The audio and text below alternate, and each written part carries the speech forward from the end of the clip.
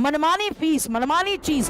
क्यों सरकारी स्कूलों को स्थापित करने के लिए सरकारें प्रतिबद्ध हुई थी। आप एम खत्म कर दे रहे हैं, आप लक्ष्य खत्म कर दे रहे हैं, आप भविष्य खत्म कर दे रहे हैं। समाजशास्त्रियों की कही गई बात है कि अगर आपको किसी देश को बर्बाद करना है तो उस देश के बच्चों की एजुकेशन को बर्बाद कर दो। हेलो, हाय, गुड आफ्टरनून, राम राम, राधे राधे, जय श्री कृष्णा। मैं गार्गी सारस्वत आप सभी का स्वागत करती हूं आपके अपने प्यारे परिवार टारगेट विद अंकित के प्लेटफॉर्म पर। आज वर्तमान में उत्तर प्रदेश के अंदर शिक्षा और शिक्षक की जो हालत है वो वास्तव में शोचनीय है। विधानसभा के अंदर जब पूछा जाए कि भैया भर्ती क्यों नहीं, तो कह दिया जाता है कि जी अनुपात बराबर है।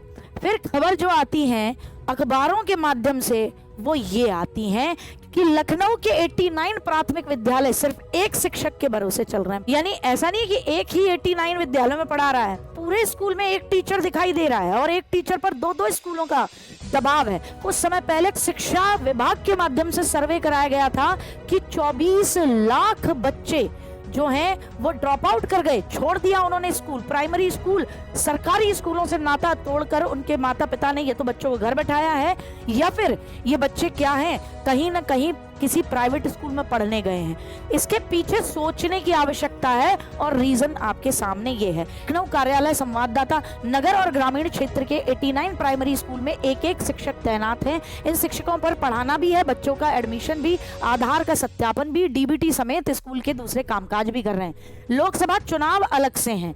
ठीक साहब, बता दें कि 4 दिन पहले 48 शिक्षकों के सेवानिवृत्त होने से स्कूलों में और शिक्षक कम हो गए। 48 शिक्षक पहले ही 4 दिन पहले ही निकले। अधिकारी दावे करते हैं कि शिक्षा मित्र बच्चों को पढ़ा रहे हैं, जबकि इनमें से दर्जन भर स्कूलों में शिक्षा मित्र भी नहीं हैं।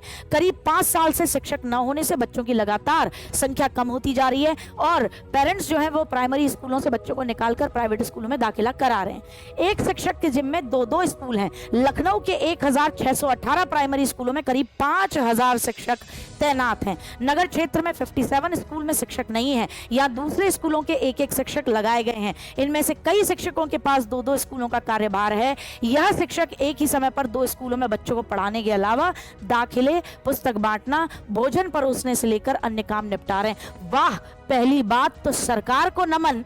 और उसके बाद जो बेचारे वो जो टीचर हैं, अध्यापक हैं, जिनको ये समझा जा रहा है कि वो दुर्गा मैया हैं, हर और प्रभु हैं वो, कि यहाँ पर भी आभासी रूप से प्रस्तुत हो जाएंगे इस स्कूल में और दूसरे में भी पलक झपकते ही पहुंच जाएंगे और तुरंत के तुरंत सारे काम भी कर लेंगे। वाह वाह वाह, उनको भी नमन। और सरकार के तो कहने ही क्या, उनको तो आगे शर्म भी नहीं बची है, इतना मामला हो गया। फिर उसके बाद ये मुंह फुला के कोई कहे कि शिक्षा का लेवल नीचे जा रहा है तो कौन है जिम्मेदार इस बात के लिए। ये मेरे घर का छपा हुआ न्यूज़पेपर नहीं है। और उससे पहले जो रिपोर्ट आई थी कि 24 लाख बच्चे जो हैं वो स्कूल से निकल, पिछली साल की तुलना में 24 लाख कम बच्चे हैं।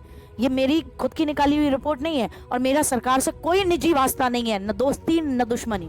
लेकिन पूछा यह जा रहा है एक शिक्षक होने के नाते कि भाई आप क्या चाह रहे हैं, शिक्षा के लेवल को कहां ले जाएंगे। देखिए, एक वर्ष अगर शिक्षा का बर्बाद होता है, शिक्षक का बर्बाद होता है, बच्चे का बर्बाद होता है, इसका भुगतान कई सालों तक करना पड़ता है। क्या प्रबुद्ध लोग नहीं हैं जो सरकार में बैठे हुए लोगों को बता पा रहे हो अनुपात बराबर है, बराबर है। ये देखो अनुपात की सच्चाई ये है। 48 शिक्षक सेवानिवृत्त हुए हैं मार्च में और निजी कारणों से रिटायर हुए हैं। एक टीचर पढ़ा रहा है भैया कितने 2 स्कूलों में। शिक्षकों की लगातार कमी होती जा रही, तुम भर्ती नहीं करोगे तो कमी तो होगी। टीचर इधर रिटायर हो रहा है, उधर तुम मुंह भुला के कह दे रहे हो कि भैया शिक्षा मित्र पढ़ा रहे हैं। शिक्षा मित्र भी नहीं पहुंच रहे, फंड नहीं है कि भैया भर्ती निकाली जा सकती है। किस वजह को सोचकर आप भर्ती नहीं निकाल रहे हो, आप इस बात को नहीं समझ रहे हो। आपकी खुद की सरकारी रिपोर्ट बता रही है 24 लाख बच्चे नहीं है। अखबारों में निकल के आ रहा है एक टीचर पर 2। ये तो मैं बात कर रही हूँ लखनऊ की।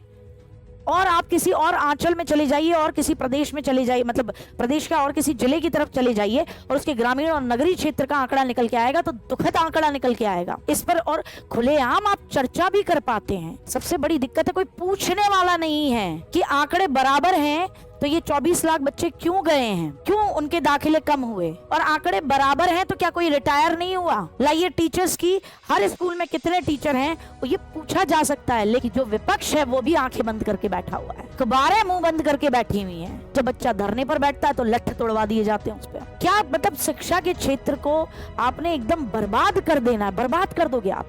क्या चाह रहे हो, प्राइवेटाइजेशन हो जाएगा, कोई नहीं पढ़ाएगा। फिर एक मजदूर भी क्या करेगा, अपने बच्चे को गवर्नमेंट स्कूल में नहीं भेजेगा, वो प्राइवेट स्कूल में भेजेगा, क्योंकि वहां पढ़ाया जाएगा। यहाँ तो बेचारा ड्रेस बांटने में, खाना खिलाने में, अन्य कामकाज ही निपटाता रहेगा, कभी कूद के इधर जाएगा, कभी कूद के उधर जाएगा।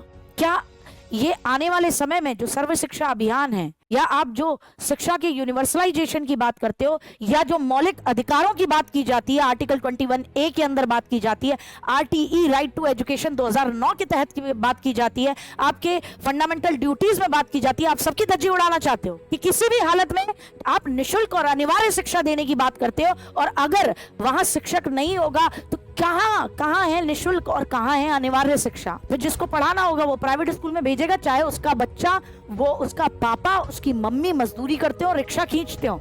आपने रास्ता नहीं छोड़ा है, आप उस सिचुएशन में लेकर आ रहे हो कि समझ में नहीं आ रहा कि इसकी भरपाई आने वाले समय में कैसे होगी।